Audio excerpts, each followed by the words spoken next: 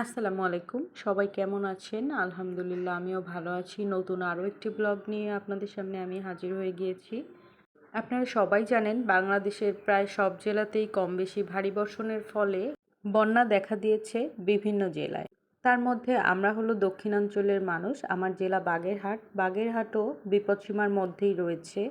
এখানেও ভারী বর্ষণের ফলে কিছু কিছু জায়গায় পানিতে অনেক বেশি তলিয়ে গিয়েছে। যার মধ্যে উল্লেখযোগ্য হলো খুলনার কয়রা, সাতক্ষীরা এবং মংলার অনেকগুলো অঞ্চল।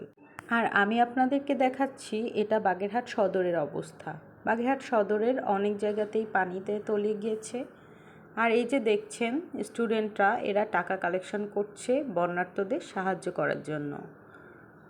আমার খুবই ভালো লেগেছে যে আমার জেলায় এরকম একটি উদ্যোগ নেওয়া হয়েছে এবং আমি গর্বিত। যে যার সামর্থ্য অনুযায়ী সাহায্য করে চলেছে। কেউ টাকা দিয়ে, কেউ জামা কাপড়, কেউ ওষুধ, শুকনা খাবার বিভিন্ন রকমের। আর এখানে রাস্তায় গাড়ি থেকে কেউ 10 টাকা, কেউ 5 টাকা এভাবে দিয়েই সাহায্য করছে। কোনো জোরাজুরি নয়, সবাই যার যার ইচ্ছা অনুযায়ী সাহায্য করে চলেছে। যেমন বড়রা সাহায্য করছে, পাশাপাশি ছোট ছোট বাচ্চারাও তাদের জমানো মাটির ব্যাংক থেকে যে টাকা জমিয়েছে সারা বছর বসে, সেটি দিয়েও অনেকে সাহায্য করছে। এরকম একটি ছোট্ট ক্লিপ আপনাদের সঙ্গে শেয়ার করছি, দেখুন আমার ছোট ছোট সোনামণিরা কিভাবে তার ব্যাংকের টাকা দিয়ে সাহায্য করছে।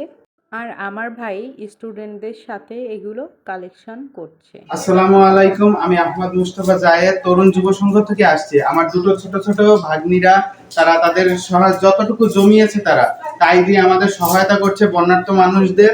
তো আমি তাদের কাছ থেকে টাকাটা নিতে আসছি। ধন্যবাদ মামা, ধন্যবাদ মামা, অসংখ্য ধন্যবাদ আমার ছোট ছোট ভাগ্নিদের।